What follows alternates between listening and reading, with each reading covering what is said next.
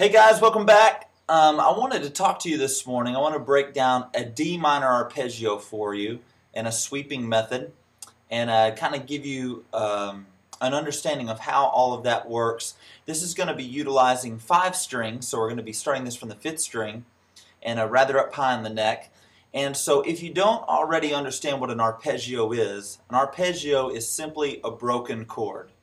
For instance, if we're playing a D minor chord, we've got the notes D, we've got the notes A. Now here, if we were doing a D minor, we'd have D again, and then we would have an F. And the F is the minor third, because in the key of D, the notes are normally D, E, and F sharp, which would be a major third, all right, and then you have A. So a D major chord would be D, F sharp, and A.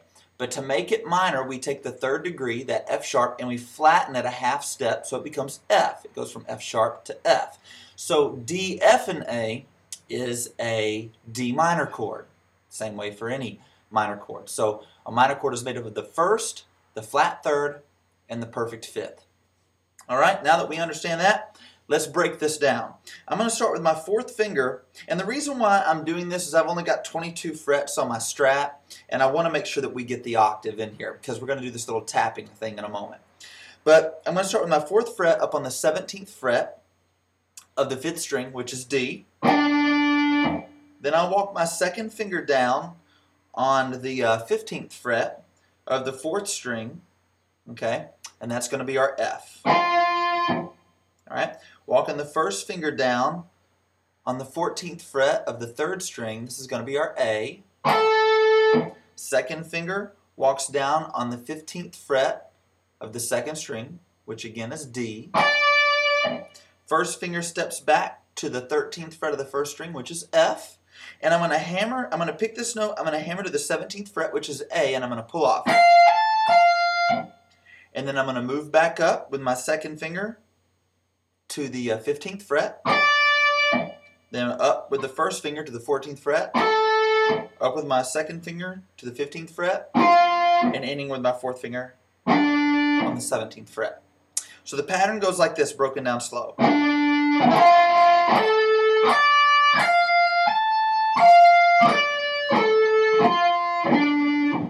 And that's the first step to getting this down.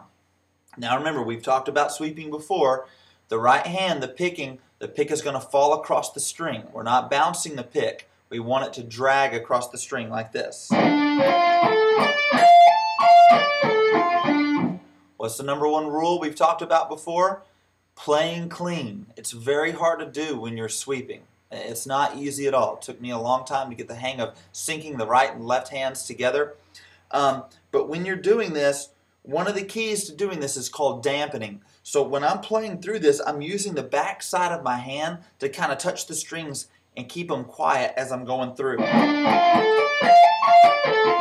You'll see guys on the internet using felt or different things wrapped around the headstock to keep the strings quiet. That's not really useful when you want to use the whole neck of the guitar, so I don't like doing that. I guess if you're not going to use the whole neck of the guitar, like the 1st fret, if you're not going to use it, I guess you could wrap something around there. But if you see someone doing that, that's why they're doing it. It's kind of a little cheating method. Anyways, but this way you can do it anywhere and you don't have to have something on your neck. So again. All right.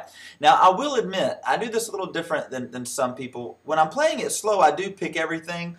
When I'm playing it up to speed, I will go pick, pick, pick, pick, pick, hammer, pull off, and then I just hammer everything coming back up like this. I just like to hammer it coming up.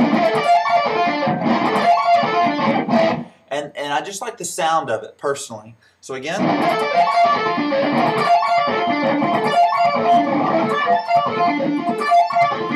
So that's just the basic arpeggio. Now I know I made that look easy. I'm going to be honest. It took me hours and hours of practice to get that down. So I'm not trying to fool you here. You're going to have to work hard at it. Again, that's down, down, down, down, down, hammer, pull off, and then you can hammer going up or you can go up, up, up, however you want to do it. But I want to make this a little bit more interesting.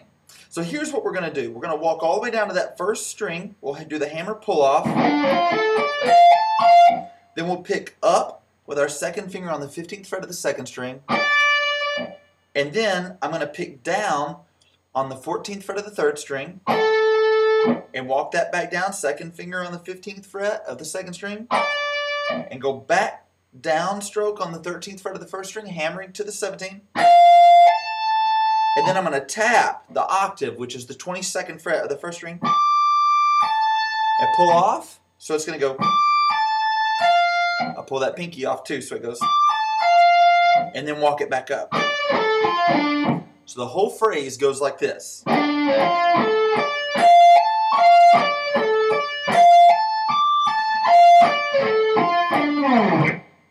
Alright?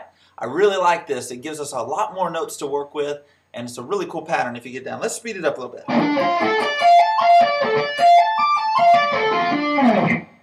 Okay, a little faster.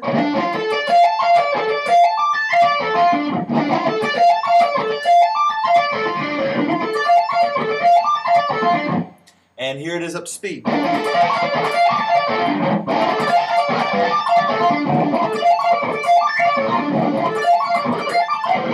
Ooh, that was sloppy. One more time.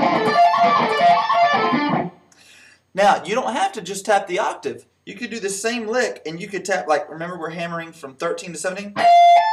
We could kind of do a little sus position where we're tapping up here on the 18th fret. That'd be a cool sounding lick too.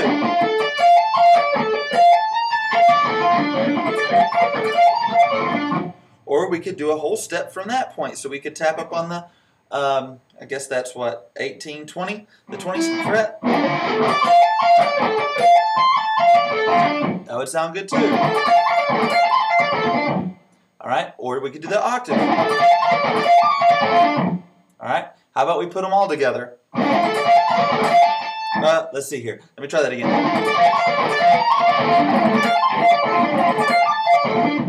Okay, one more time.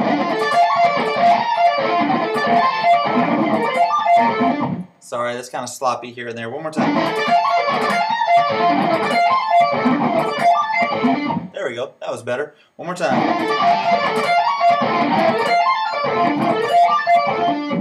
And it just takes practice. You're just going to have to sit there and work with it. And you could come out of that and into a major if you wanted to.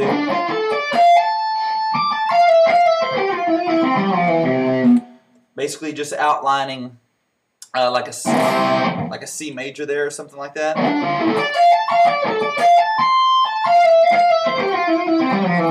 So that's just an option. That's just an option, okay? Now, why does that work? Okay, because we're outlining, if you've got, it works. I'm trying to think of the best way to explain this. C major would be the fifth of F, all right? Because we've got F, G, A, B flat, C. So C major is the fifth of the key of F. And in any key, you can play over the first or the fifth of that key. D minor is the relative minor to the key of F because it's the sixth of that key. Does that make sense?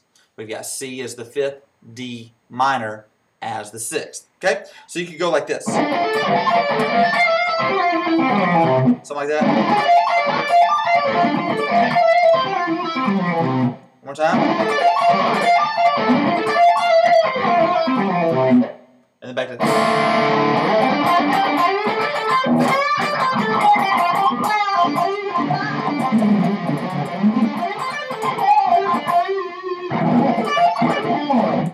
Alright, hope you learned something. Practice hard.